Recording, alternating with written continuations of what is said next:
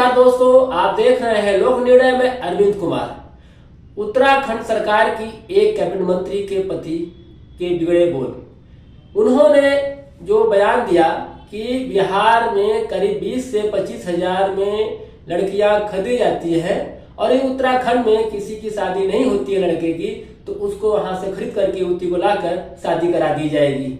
यह बयान internet media पर जब वायरल हुआ तो पूर्वांचल समाज के साथ बिहार के लोगों में गुस्सा फैल गया। लोग काफी आक्रोशित हैं।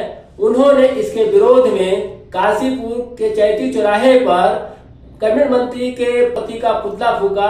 पुतला फूकने से पहले पुतले पर जूते चप्पल से भी मारा गया है और उन्होंने साफ कहा कि यह बिहार की अस्मिता की लड़ाई है। जिस तरह से कैबिनेट मंत्री के पति ने बयान दिया है इसे कतई बर्दाश्त नहीं किया जाएगा।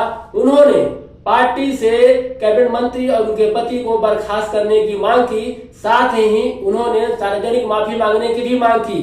उन्होंने चेताया कि यदि उनकी मांग पर सुनवाई नहीं हुई तो उन्होंने इस आंदोलन को और तेज किया जाएगा और मंत्री के पति के बयान को बिल्कुल बर्दाश्त नहीं किया जाएगा। आइए हम बात करते हैं पूर्वांचल समाज और बिहार के लोगों का क्या कहना है। बिहारियों को तो कुछ समझते ही नहीं है।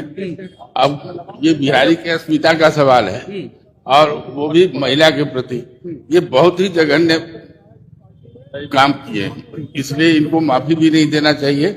इनके जो हम लोग करना वो करेंगे।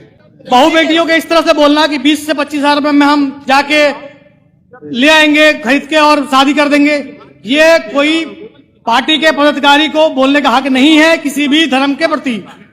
और जो भी ऐसा गलत व्यवहार करेगा दूसरे के धर्म के प्रति तो उसके खिलाफ यही कार्रवाई होगी। मुसलमान लड़के का नाम लेके बोला अगर तुम्हारी शादी नहीं हो रही है तो 20-25 हजार में हम बिहार से लड़की ले आते हैं।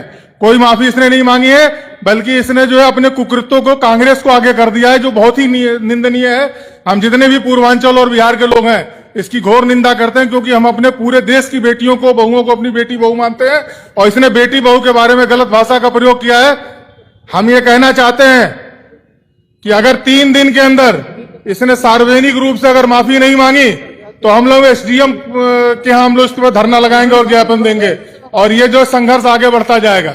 और इस मामले में देखिए ये हमारे लिए नहीं और उत्तर प्रदेश और बिहार के बहन बेटियों के नहीं, हर परिवार के बहन बेटियों का ये मामला है। और किसी भी व्यक्ति को, भारत स्वतंत्र देश है, ऐसा किसी के अंदर ये मतलब भाव नहीं आना चाहिए कि किसी के समाज के बारे में आप गलत बोलेंगे। ये बिल्कुल निंदनीय है। इतना बुरा है कंडीशन इसका कि कोई जवाब नहीं है। अगर हम ये धरना प्रदर्शन आज बहुत नॉर्मल तरीके से किए हैं, अगर इस पे कोई समझौता होती है, कोई सुधार हो जाता है तो ठीक है, नहीं तो हम इससे भी बड़ा एक्शन लेंगे।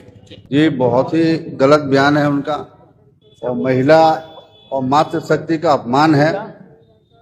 ये एक किसी प्रदेश के लिए नहीं है, सारे महिला समाज के लिए है, जघन्य अपराध है। इस तरह का वक्तव्य नहीं देना चाहिए और महिलाओं के सम्मान में ये जघन्य अपराध माना जाएगा।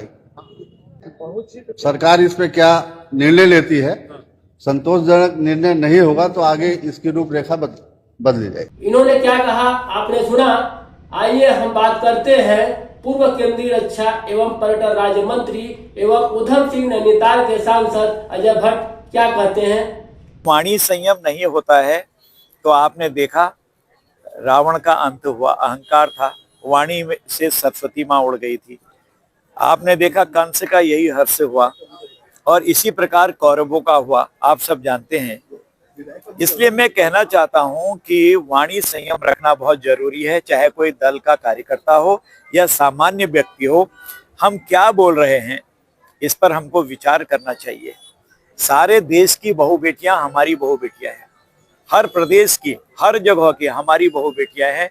वो हमारे लिए देवी स्वरूपा है, हम उनकी पूजा करते हैं।